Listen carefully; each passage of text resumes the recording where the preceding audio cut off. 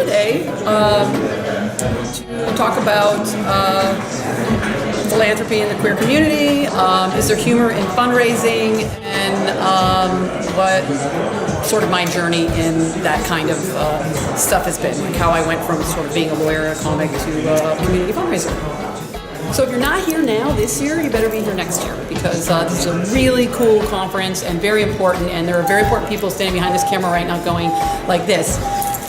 So I gotta go. So Doug said I should give you an overview of my journey through comedy, community, and philanthropy. Talk a little bit about what philanthropy looks like in the LGBT community. If we can find humor in fundraising, and why gays put the gay in gala.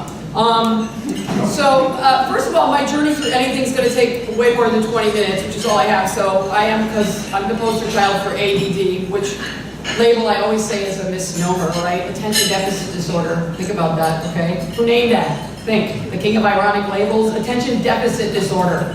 How does that even make sense, people? Attention deficit disorder. Those of us who have that label do not have a deficit of attention. That is not our problem. We have a surplus of attention, so-called. What it is, attention surplus disorder, right? That's why people are always angry with us. They're like talking, like, Maggie, you're not paying attention. I'm like, I'm paying attention. I'm just not paying attention to you. This is it, people. I forgot to be born rich. That was just the thing. I spent 10 years as a lawyer doing way too much pro bono work. For those of you not familiar with that Latin phrase, that means working for free. And I got a profile in the queer community for doing things like corporate speakings on LGBTIQ2SA right to the 10th power rights, before we were actually to the 10th power and just gay rights. I tried the test case for gay adoption in the fine and extremely boring state of Connecticut. And then I became a comic, so people started approaching me and asking me for money. Hilarious. So I didn't have any, because remember, pro bono work, no money. So the money people were asking me for was to fund really worthy queer causes. And at the time we were in the trenches, so I just felt like the queen for a minute there. Remember when she did that? Yes, we'll read this speech. There we go. So if I could have written a big fat check at that point, I would have, but I couldn't. So there I was, not wanting to say no, but not able to give a whole buttload of money. So as Mickey Rooney and Judy Garland did in Babes in Arms, that's for the gay guys, I thought, let's put on a show, right? Now a moment of silence for Mickey, who just left us in the prime of his life at 900. Look, that movie was like my parents' childhood movie, right? But how many times have we all heard people, well-meaning fundraisers, spout out, let's put on a show. First off, I just want to say, let's put on a show.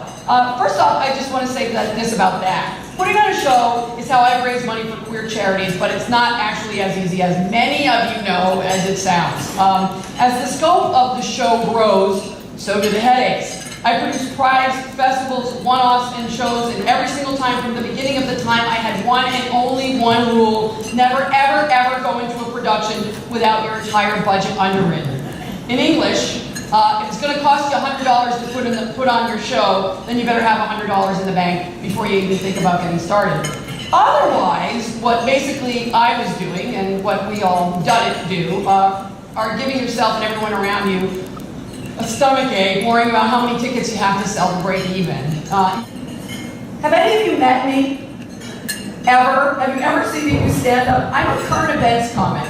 And that was in the bad old days, before there was even a whiff of equality in the state. So yeah, you think of a queer comic who's also a practicing lawyer, fighting for the rights of her clients with AIDS, and her trans clients, and her generally queer clients getting discriminated against, right, left, might be a little political. You think so? You think? And who's going to be offended? Conservatives? Oh my God, all the conservatives fighting from Boston to New York on the AIDS ride.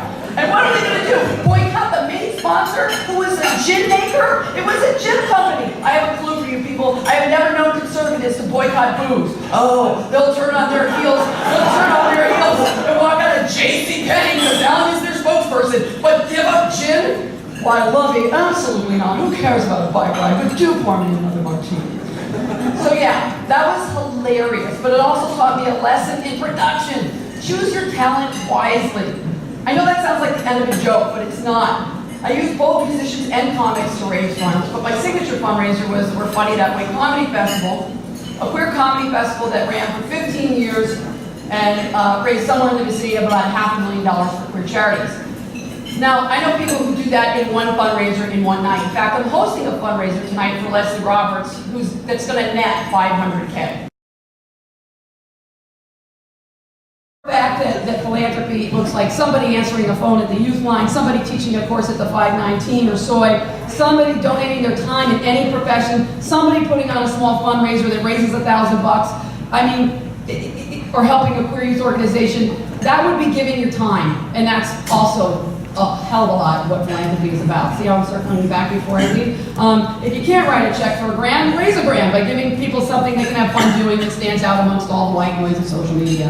And that maybe you could just sell because you know 50 people between your work people and the gym and all that stuff. But understand that it's going to take you time. So sometimes thinking small is a great way to give back to our community, because a lot of smalls make for some good bread. And even on a small scale, this fundraising stuff is really, really hard and hand-to-hand combat. And it never leaves you alone. So having said all of that, having given all of that time, guess what that made you? It made you a philanthropist. So before I wrap up, one quick aside. If you choose to donate your time, as I know almost all of you in this room have, because you're on a committee or you're being part of a team, and I say this with love, you have to be able to give your time freely and without strings. If you're assigned a task or a role, you kind of just have to do it. And I learned that working on really big things. Even if you think your skills are beyond that, believe me, it's run through my head.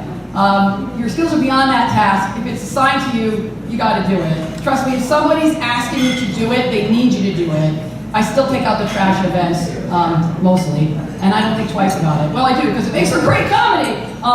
See, that's humor and fundraising. So you've given your time, you've given it freely. You're not the person on the committee who always has to have the talking stick. You're a philanthropist. Of course, the downside to just being able to give time is that you're only one person. So there's only so much time you can give. Make sure you pace yourself, or you'll get burned out, and then we've lost you, and we don't want that. But think of it this way. Even if you're Bill Gates, and you can give bazillions of dollars, Bill Gates himself can only donate so much time. So I like to think, if you're donating a lot of your time, you're probably a bigger philanthropist than Bill Gates. So there, and thank you for your time. See how I did that? Woo!